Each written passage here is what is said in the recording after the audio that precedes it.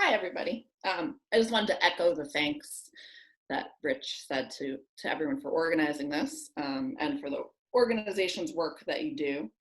I'm going to talk about Victory Gardens, their history and their future, um, and how they can strengthen our communities, affect climate issues, and maybe even play a small part in all the changes that we're seeing these days around the country and around the world. One of the silver linings, I feel like, of the coronavirus has been the uptick in people wanting to grow their own food. I work part-time at Garden Fusion in East Marion, where we sell organic seedlings, and their business went crazy, partly because of the timing and because they also ship. So they were shipping plants all over the country, which is kind of crazy, but it's one good thing to see. You can do the next slide. This is just a little bit more about me and my contact info, because I don't mind talking about plants to anybody.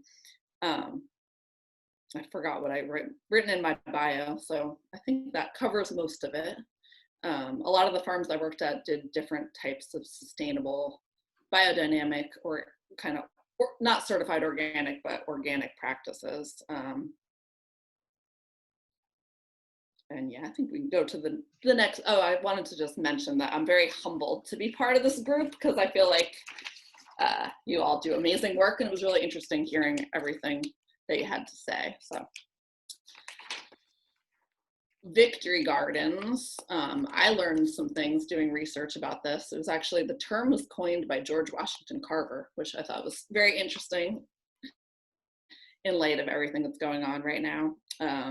He was born a slave in Missouri and then became a leading agricultural scientist, worked at Tuskegee Institute in Alabama, and he published a bulletin called Nature's Garden for Victory and Peace in 1942, which was actually meant for poor farmers to identify weeds that they could forage and eat themselves.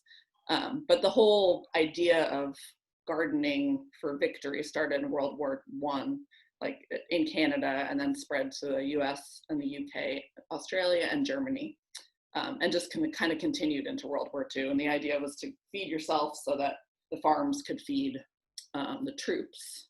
And a lot of, if you're interested in this, you should Google the posters. Another version of the poster on this slide has a thing on the bottom that says, every garden is like a munitions factory, which is an interesting way to look at things.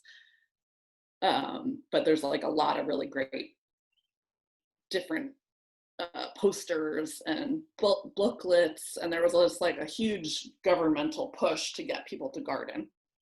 They were going to schools during World War I, which I didn't realize they'd been doing for so long.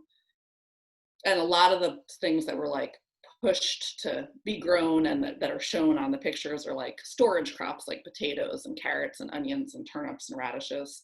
But they were located at private residences and public parks too. And it was kind of really, people could just grow whatever they wanted. So I'm sure in reality there were flowers, and I mean, I know there were flowers, and medicinal plants, and just probably whatever people wanted to eat, they grew. We can go to the next slide. Just some benefits of having your own garden. Obviously, the first one is food. And then playing into that is just the nutrition of fresh food that you are literally taking from your backyard to your plate. So you're not getting it from the store. You're not getting it from thousands of miles away. You're not getting it from somewhere where it was actually flown here in an airplane. And then gardening yourself is great exercise, and also really good mentally. There's studies about microbes in dirt and how they help with your mental health, but also just being outside, doing physical work, seeing, butterflies and birds, I think is good for everybody. Especially during the coronavirus thing, that people gardened because they felt like they couldn't get to the store, right? So another reason just to, if you have food in your backyard, right, you don't have to go to the store, you don't have to go out, and you know what is being put on that food. So you know if you've sprayed it with pesticides or if you haven't, or what you've put in your soil. So you know that you can trust it and it's safe. And that's not to say I wanted to put in there that you should definitely support your local farmers and know your farmers. Yeah, and just like know where your food is coming from. And you can definitely do that if you're growing it, but you're not probably going to grow everything yourself. The environmental benefits, we're sort of touched on this in lots of ways, but you can actually sequester carbon by taking care of the land in a good way. If you're just watering the lawn and instead you can use that water or not so much water to grow your own food, that's a great use of that water. And if you're composting yourself, you can also help with like greenhouse gases and just food waste issues. And not to mention like carbon miles of food. So if you're getting it from closer to home, you know, it's not creating so much gas and trucks and fumes just to feed yourself. And then last but not least, just the beauty and joy, and Phil talked about this with the kid growing his own food, but when you grow something yourself, it tastes better. Even, I mean, I feel like, in my experience, you're just proud of it. The picture is peanuts I grew, which most of them I left and let squirrels eat by mistake. So I literally got like 10 peanuts, but they're the best peanuts I ever ate in my life so far. I think we can go to the next slide. I just wanted to talk a little bit about the ways you could start your own garden, and there are so many. I already talked some about raised beds, which could cost more upfront and could be more work, but in the long run, they might be a lot easier. You could just, if you rent or you can start really small. I have a friend who calls it a porch garden, and she just has containers on her porch and she moves them around sometimes, and she's got tomatoes and strawberries and all sorts of herbs. And I know someone else who just has really big pots and she grows zucchini and all sorts of greens. And then in a way, the easiest is you could just go straight in the ground. And again, these were mentioned, but there's so many different techniques. You could do the no-till, you could mulch with cardboard, or you could tarp over an area just to get it ready to be used. You could think about how you're going to irrigate. I worked on one farm that didn't irrigate at all, at least the season I was there. And I tend to not water my own plants all that much, mostly just because of laziness and neglect. But so I'm not saying you shouldn't water, but you can really like think about how much you could set up a drip system. You could get rain barrels. You could also just like get your garden hose out when you think of it and water things. I think we can go to the next slide. Another thing I was thinking about is if people don't have space where they are, or good space, because a lot of people have a lot of shade. There's a lot of options, which I didn't know about Phil's Young Farmer program, but that sounds like a very good one. The Peconic Land Trust has a community garden that I think I'm not sure for this season, but there may be in the future plots at. I saw that the North Fork Animal League also has plots at the Riverhead shelter, which I think they're letting people grow in little spots.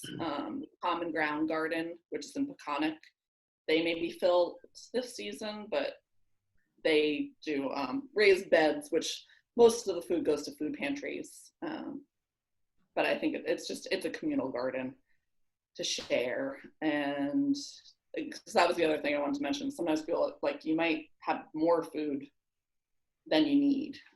So sharing can go both ways. Like maybe you have a neighbor who has space, or maybe you have neighbors that could use food. The food pantries could always use extra produce. The school gardens in the summer could always use help. I always have like these ideas about guerrilla gardening and just like growing some herbs under our little free pantry in Greenport, but I haven't done it yet. So I feel like there's all sorts of little spots to garden if you don't have it yourself. Parks is just another idea I have, and I threw in the kitchen farming project, which is something Dan Barber's doing in the city, but it was the idea was all these out of work restaurant people should start farming in public parks in New York City. So it's a cool idea. Hopefully it'll continue. Sorry, I'm like ahead of myself on my slides. I think we can go to the next one. So just thinking about other things you might need. Space, which we kind of already talked about. This is a picture of me on the acre that I rented from Peconic Land Trust. And I used to have no idea about size, but so for size comparison, an acre is like 4 football fields. So it's big. I wouldn't recommend starting that big, but you can really work with whatever space you have. I mean, unless it's maybe totally shady, but there are plants that will also like the shade. So sun is something to think about. Fencing out here is definitely something to think about. You probably have deer that will want to eat your food, or possibly rabbits or groundhogs, depending again where you are. Things are different places. Costs, I feel like, can just run, you could spend very, very little money, I would say, and start growing a few things, or you could spend a whole lot of money and like make really nice raised beds and deer fence super well. And, it really just depends on what your budget is and how you want to start. In terms of either getting seeds and plants or buying seedlings, a lot of the farms I know KK has extra plants that they sell. And a lot of, if you have garden-y friends, a lot of people will share plants or share seeds or share like extra asparagus crowns. So I think it's just a question of finding out what you want to grow and growing it. And then in terms of organic, or how you're going to grow your stuff, obviously you don't have to do any of these things, and you're probably not going to get certified, although I just met someone who is certifying their rooftop garden in New York City. But obviously it's your food and your land probably, or by your house, so you probably don't want to spray stuff that you wouldn't want to ingest or have around you. And I think everyone probably these days is a little bit more aware of like wanting to take better care of ourselves and our environment. But as you can see, there's so many different, you learn from biodynamics and from permaculture and from organic things, and you kind of just do what works and adventure. And I'm sure, I don't want to volunteer people, but I know most farmers really like to talk about how they do things and what's worked for them. So people are always willing to give advice or share their stories. And then, I just wanted to thank everyone again and remind people that your garden, like I just grew something full of holes. It was delicious. I'm not selling it, so I don't really care how it looks. And it should be fun, and it should be part of the larger world, not something that needs to be totally perfect.